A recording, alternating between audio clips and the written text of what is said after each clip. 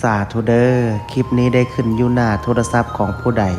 ขอให้พระภูมิเจ้าที่พระแม่ธรณีเจ้าทางจงเปิดประตูเงินแสนอยู่บ้านจงเปิดประตูเงินล้านอยู่เฮือนลูกหลานเฮ็ดหยังจงราบรื่นทุกประการจงอย่าข่มอย่าฆ่านึกคิดอันใดจงมาคว้าเอาอันใดจงไดพระอินทร์ขอให้มาทรงพระพรหมขอให้มารักษาเทวบุตรเทวดาขอให้มาคุ้มครอง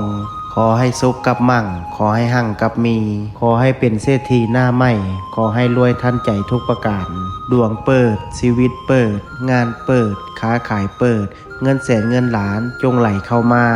มือซ้ายจับเงินตื้อมือขวาจับเงินแสนว่าไปจงมีคนซอยสู้กูเข้ามาบ่มีวันร่มจมขอให้ฟูขึ้นน้ำเต็มพังมั่งมีคือเศรษฐีทั้งหลายนอนไซนอนใจอูอาอูอังนะโมพุทธายะท่านใดที่ได้ร่วมพิมพ์สาธุกดแชร์ออกไปแล้วขอให้สิ่งที่เว้ามาจงเกิดเป็นจริงสาธุ